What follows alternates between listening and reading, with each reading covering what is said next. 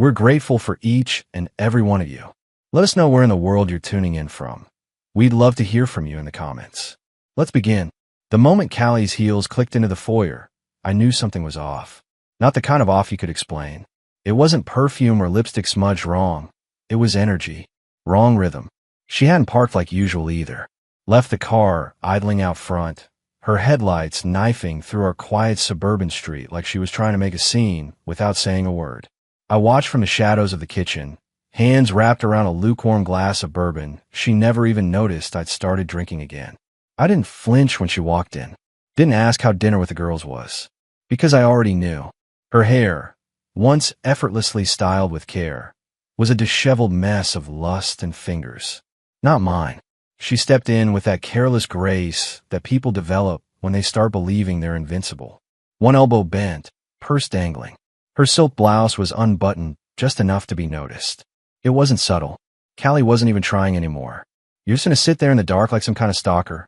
She snapped, voice sharp with contempt. I didn't respond. Not yet. I wanted her to feel the weight of silence. She rolled her eyes, walked past me without pause. And it hurt, because I didn't flinch. Not even a little. I'd gone home weeks ago. Where were you? I asked, my voice calm but low, as I followed her down the hallway. She paused, then turned slowly, like a queen too bored to explain herself. You really want to know? Her smirk widened. She tossed her purse onto the couch and took a step forward, her voice syrupy and cruel. You remember Landon? From that yoga place you called a cult? Turns out, he's more flexible than you thought. I blinked. She didn't stop. We had sushi, then dessert, and not the kind you buy. There was a beat of silence that stretched forever. You wanted honesty, Theo. There it is. I wanted to scream. I wanted to ask how long it had been going on. But I already knew. I'd seen it in the way she smiled at her phone lately. The way she flinched when I kissed her goodbye in the mornings. She walked past me again, confident, untouchable, and headed straight to our bedroom. I didn't follow. Instead, I stood in the kitchen and stared at the empty wine glass she'd left earlier, the lipstick smeared on its rim. It was the same deep crimson I'd noticed on the wine rack, a shade I hadn't seen her wear since our 3rd anniversary. It wasn't just betrayal. It was premeditated. The next morning, she emerged barefoot, yawning, wearing my hoodie like nothing had happened. She poured herself coffee and didn't look at me once. You gonna pout all day? She asked. Grow up, Theo. That was the thing. I had grown up, just not in the direction she wanted. You said you wanted honesty, she muttered, scrolling through her phone. Well, I gave it to you. You're welcome. She laughed at something on her screen and whispered, Landon's so funny. That name. Again, like a knife to the chest. And still, she looked proud, like she'd won something. How long? I asked. She didn't even blink. Since October. Maybe September. Honestly, I stopped keeping track after the new year. That was 8 months ago. She tilted her head. You make this house feel like a graveyard. Landon makes me feel alive. I couldn't speak. Every word felt useless. Then she hit me with the final blow. Maybe if you hadn't turned into this boring, predictable shell, I wouldn't have gone looking. And she walked away. Something snapped inside me. But it wasn't rage. It was clarity. That night, I didn't sleep. I sat in the living room. Lights off, phone untouched, mind hollow. Morning came, and Callie didn't even notice the change. But I did. Because in the stillness of 5 a.m., I realized I had 2 choices. Continue being the doormat, or start building the exit strategy. She wasn't going to see it coming. And that was the beginning. Callie didn't come home the next night. No message. No excuse. Just absence. I sat in silence, pretending to read an old book I hadn't touched in years. My ears were tuned to the driveway, waiting for the faint growl of her engine. But midnight came and went, and I knew. She was with him. Around 1:13 a.m., a message pinged on my phone. I didn't rush to read it. I stared at the screen for almost 10 minutes before finally picking it up. Staying at Landon's. Don't blow this out of proportion. We both saw this coming. Not an apology. Not even an attempt at remorse. She wrote it like she was informing a tenant about a power outage. Detached. Corporate. I didn't reply. Instead, I walked upstairs, opened her laptop, the one I bought her last Christmas, and entered the same password she used for everything. The arrogance of never changing it almost made me laugh. And what I found, nearly set fire to what little restraint I had left. There were emails. Dozens.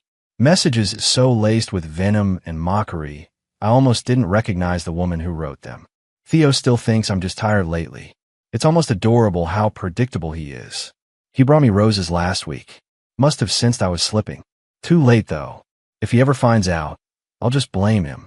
He'll buy it. He always does. I slammed the laptop shut, chest heaving. She wasn't just cheating. She was rehearsing the defense, practicing her lines, engineering the blame like it was performance art. For months, I'd lived in a house where I made her coffee every morning, folded her sweaters when they slipped from the bed, kissed her cheek goodbye, and the whole time, she was staging me as the villain in her next chapter. That night, something inside me died. But in its place, something far more dangerous was born. Not fury, not desperation, strategy. The next day, I made 3 calls. One to a locksmith, one to a lawyer, and one to a storage unit in the next town over. I wasn't going to beg or cry. I wasn't going to scream or throw things. Callie wanted a clean break. I'd give her one, but I'd make sure she walked away with nothing but a mirror and a very clear view of who she'd become. The lawyer's name was Delaney. Sharp, cold-eyed, asked all the right questions and didn't flinch when I said the word divorce like I'd been rehearsing it for years. You want to fight or walk? She asked. Neither, I said. I want to disappear, but not before she sees exactly what she lost. Delaney nodded like she'd heard that before. By the following morning, Callie still hadn't come home. Her vanity was untouched. Her closet, half empty. Her perfume bottle, smashed accidentally in my pocket hours earlier, now lived in the trash under the sink. I forwarded her mail to the P.O. box, packed up her things into neat, emotionless boxes, photos, designer heels, a journal she once said held her dreams. Every box was labeled, sealed, not with hatred, but with finality. 3 days later, Callie texted, "Why is the guest room closet locked? Also, I just got a post office alert. Are you forwarding my mail?" I didn't answer, because while she was busy playing house with Landon, I had quietly vacuumed her presence from my life like dust under a rug. But the real twist hadn't arrived yet. That came on a Thursday. A number I didn't recognize flashed across my phone screen. I ignored it twice. The third time, something told me to pick up. "Is this Theo?" A woman's voice asked, tight and tired. "Yes. My name is Morgan. I'm Landon's ex-wife." The words hit like a punch. "I think we need to talk," she said. Morgan's voice was too calm. The kind of calm that comes after the storm has already wrecked the walls and taken the roof with it. "I'm sorry for calling out of the blue," she said, "but I've been where you are." That sentence felt like static in my ear. Not just the words, but the weight behind them. She wasn't guessing. She knew. "They've been together since last fall," she continued flatly. "He swore it ended. Said it was a mistake. Said he chose me. And he chose her again 6 weeks later. Same hotel. Same room. The air left my lungs." Morgan didn't speak like someone who wanted sympathy. She wasn't hunting for revenge or emotional validation. She was done being hurt. She was in a cleanup phase now, just like me. "He used to laugh about you," she added. "Told me Callie had you wrapped so tight you didn't even know you were bleeding." That line, that one left a crack in my composure. I swallowed, tried to keep my voice even. "Why are you telling me this now?" She paused. "Because I lost 3 years waiting for the apology that never came. And I wish someone had warned me before I wasted the last one." She hung up without another word. And that was when it all snapped into place. This wasn't a fling. Wasn't about passion or attention. This was a strategic exit Callie had choreographed over the course of a year. She didn't fall into Landon's arms. She built a tunnel to them, stone by stone, lie by lie. She didn't just step out of our marriage. She planned its funeral and wrote her eulogy with a smile. So I called Delaney again. "I'm ready," I told her. "Let's file." "Everything?" she asked. "Even the assets?" "Yes. I want it airtight. She'll never see it coming." We filed on Monday. On Wednesday, Callie showed up, still smug, still composed, still wearing my favorite coat like it was a trophy. She walked in without knocking, without texting, without care. But the boxes were waiting for her, labeled, neatly stacked in the foyer like a silent memorial. "What is this?" she asked, blinking. "Your things. You're kicking me out. I'm just making your exit easier. You already left weeks ago, remember?" She scoffed, stepping closer. You don't get to play the martyr, Theo. You emotionally checked out long before I found someone who actually made me feel alive. Her voice was rising, angry now. Not regretful. Angry that I'd beat her to the punch. You made me feel invisible, she hissed. Every night, I came home to a ghost. And what did you do with that? I asked. You replaced the ghost with a con artist. You didn't talk. You didn't try. You erased me. She didn't expect me to stand that still. That calm. You think this makes you strong? She said, glaring. You think this version of you is scary? No, I said, almost gently. Just done. She opened her mouth again, but I turned and walked away. No slamming doors. No shouting. Just silence. 2 days later, the papers were served. Right at Landon's front door. Delaney made sure it happened that way. The process server said Callie's face went pale, then red, then blank. She didn't cry. Didn't scream. Just froze, like the world had finally called her bluff, and she didn't have a backup plan. She texted me that night. A flurry of guilt-drenched nonsense. Are you serious? You blindsided me. After everything I did for you, you're really doing this like a coward? I didn't reply. Not out of spite. Out of mercy. But on the fourth call, I picked up. Her voice was frantic. Is this a game now? You think you're some dark, brooding genius because you filed first. There's no game, I said. Just consequences. Her tone changed instantly. Desperate. I wouldn't have gone to him if you hadn't pushed me away. I laughed. Actually laughed. You didn't just go to him, Callie. You rewrote our history to justify it. You lied. You mocked me. You built a second life and thought I'd just keep watering the garden you poisoned. She fell silent. And in that silence, I heard something I hadn't in months. Fear. Not that I'd hurt her. That I'd seen through her completely and didn't need her anymore. 3 days of silence. That's all it took before Callie's next move. It wasn't private this time. She went public. Posts started popping up on mutual friends' feeds, sunset selfies, yoga class candids, brunch photos with captions like, "Energy doesn't lie. Let go of what drains you. Rebuild what feeds your soul." Then came the group shots. Her and Landon, arm in arm, laughing, radiant, plastic. The captions got sharper. Sometimes we grow apart, and that's okay. When people show you who they are, believe them. Subtle jabs, carefully curated. And then the texts from friends started rolling in. Hey man, I saw Callie's post. You guys divorced already. Sorry if I'm overstepping, but she said you just shut down and left her out of nowhere. She's telling people you changed. Like emotionally. That she tried, but you weren't really there. I didn't get angry. I expected it. Callie wasn't just managing damage. She was trying to steal the narrative. Recast herself as the misunderstood heroine who was abandoned by a cold, silent man who forgot how to love. But I was done playing the silent man. So I invited Mike over. One of the only mutual friends who'd kept his mouth shut, his distance measured. He and his wife used to double date with us. We'd gone to their lake house once. Back when Callie still kissed me with her eyes open. We sat on the back porch, beer in hand, grill off, sky quiet. And I told him everything. The real version. No sugarcoating. From the emails, to Morgan's call, to the day Callie walked in reeking of another man's cologne and had the audacity to smirk about it. Mike didn't speak for a while, just stared at the trees, mouth tight. Damn, he finally said. I had no idea. She never would have told it like this, I said. No, she wouldn't. I don't need you to pick a side. He shook his head. You're not asking me to. You're just telling the truth. That was all I wanted. The truth. Not validation. Just my story back. The next few days passed quietly. For the first time in months, there was no bitterness in the air. No anxious pacing. No fake reconciliation speeches rehearsed in front of the mirror.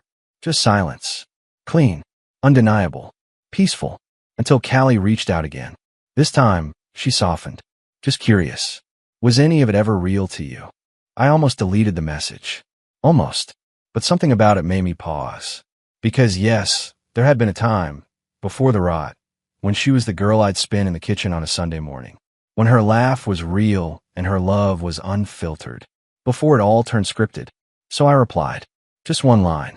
Yeah, it was real, until you made it fiction. I blocked her after that. Not because I was angry. Because I had nothing left to say. And for once neither did she. But Landon. Landon wasn't done. Not yet. That Saturday, he showed up at my house. Uninvited. Wearing a smug black jacket, the kind that screams wannabe alpha. He walked up with the confidence of a man who thought he was bulletproof. "Theo," he said, "we should talk."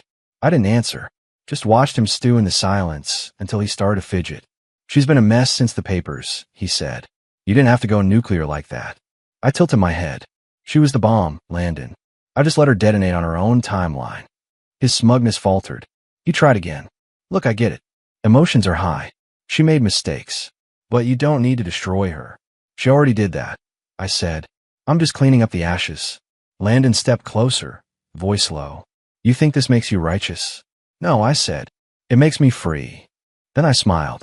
Not cruelly, not bitterly, just clean. "You're next," I added. "Enjoy the compliments. The fake tears. The no one ever understood me monologues. They all sound sweet until you realize they're recycled." He stared at me. I could see the gears turning behind his eyes. He was wondering, was she already rewriting his story too? I closed the door. Behind it, peace. The kind that didn't ask for permission. The kind that doesn't apologize. It had been over a month. The papers were finalized. The name split. The house. Still mine. No kids. No shared businesses. No tether left. Except a few old digital footprints and fading perfume in the closet corners. And Callie? Gone. But not silent. She tried one last move. An email with nothing but a heart emoji. No words. No context. Just a floating red symbol. Like a weak apology dressed up as nostalgia. I didn't respond. Not out of pettiness. Because there was nothing left to salvage. Her story was over in mine. What surprised me wasn't the lack of pain. It was the peace. That first morning I woke up without her name spinning in my skull. I laid in bed longer than usual. Eyes open, ceiling fan humming. For a second, I thought something was wrong. Then I realized it was quiet. No tension in the air. No subtle war across the breakfast table. No pretending. I didn't need the noise anymore. I'd stopped needing her months ago. I just hadn't known it yet. I started changing things, not in rage, but in restoration. I redecorated, slowly. Stripped everything down to bare honesty. The overly stylized art she insisted on, gone. The overpriced Italian dining table we only used when her parents visited, sold. I kept the kitchen counter. That's where I eat now. Simple, honest, real. I got new plates. Not because I needed them, because I want a clean start. Even the little things felt sacred now. Choosing spoons. Picking plants that didn't fake life like she had. People asked if I was dating again. I told them I wasn't rebuilding to invite someone new in. I was rebuilding to remember myself. Because that's the part no one tells you about betrayal. It redefines your reflection. Makes you doubt your own kindness. Your patience. Your instinct.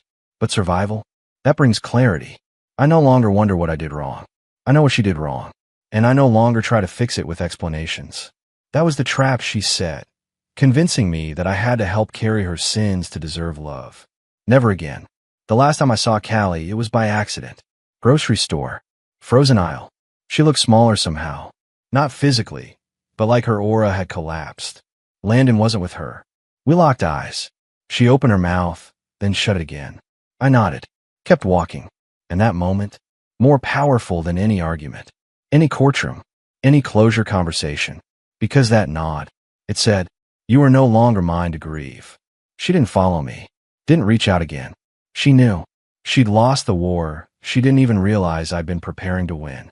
And it was quiet, not celebratory, not cinematic, just still.